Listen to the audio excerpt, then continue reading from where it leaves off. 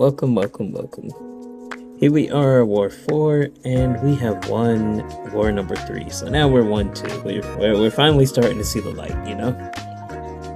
Alright, so here we are. We're back on, I think this is Node 7, Chilt or whatever we call her, I forget. So we have Negasonic. Unfortunately, I ate a whole combo there, don't ask me why. But the thing with Negasonic versus Chilt on this node is you just don't want to do specials. If you do a special, you apply the debuff, she'll cleanse all the debuffs, and then you have to worry about the damage reflection. So the plan here is just, just attack. Ideally, I'll throw in a heavy. This applies the energy vulnerability, or I can't remember if it's incinerate vulnerability. Yeah, incinerate vulnerability. So my incinerates will deal more damage. When I can, I'll do a parry and do a parry and do a medium, then go into the medium, light, medium combo that does place 4 incinerates, doing that method. Now the thing is, since I'm not throwing specials, my incinerates will cap at 5 at the most. But, that's not a problem. You can see they're ticking away. They're like over 2,000 per tick, it looks like. And hey, we're ramping up. Right now we have 3, we got 4, back to 5 again. And there we go with our 7-hit combo. The fight's pretty straightforward. Unfortunately, I did take damage just by eating that combo, going for the parry, thinking the lag. But hey. So here we are again. We're back with Zolo against Domino. This time we do not have a hazard shift to worry about. So, we're trying to make the fight more straightforward. What we want to do is apply the special 1-lock. That way, after you throw a special with Zola, the opponent cannot use their special one. So it makes it easier to, if you get them in the corner, you throw a special, and then you can just heavy chain in the corner, and hopefully eventually get that into an SP2. Because your opponent, their SP1 bar will be grayed out, so they can't throw it, and you can just, throw your specials, ideally. But the issue with trying to do that is trying to get Domino to go in the corner. It's like, hey, there you go. Now get back. So we're doing heavies, just try to knock her back, just to make her feel like, hey, you belong in the corner. So trying to get that set up is annoying.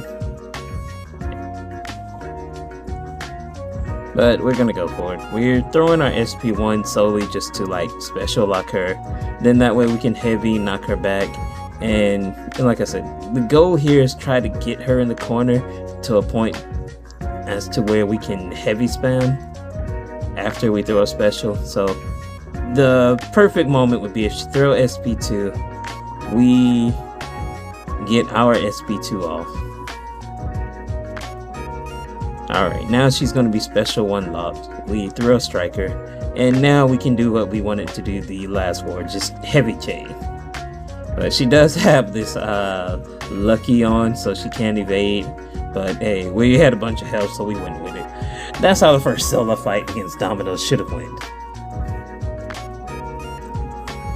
Which, like I said, it can be annoying trying to get the setup for it, but once you do, it feels very satisfying.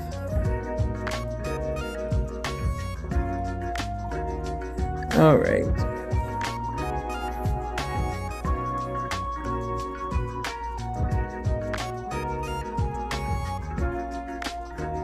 And now we're up here. We have a leader on path 3. No, it's a mini boss. So yeah, my war was not that many fights this round. We are using Chilth here. Next time, I don't know if I had my Patriot ranked up at this point, but I do have a ranked R3 Patriot right now. And if I ever get this fight again, I'll definitely try to convince my officers to let me use Patriot for it. I just think it would be pretty cool. The guy can block the unblockable.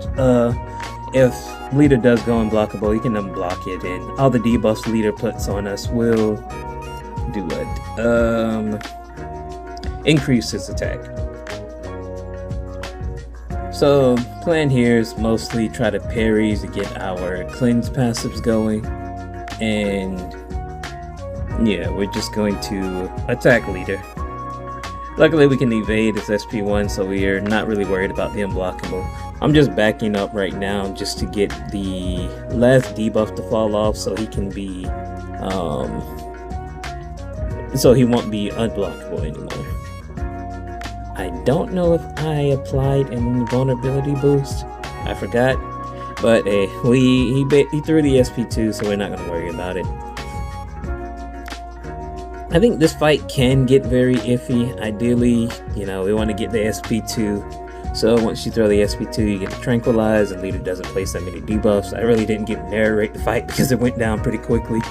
But yeah, ideally, you know, I personally like just doing mediums on that fight and get my heavy counters when I can. I'm not trying to force the heavy counters, because Chiltho refresh or extend the pause on their bleeds or something like that. But yeah, this was a short war for me, only 3 fights, so you know, I do my part. Every fight is important.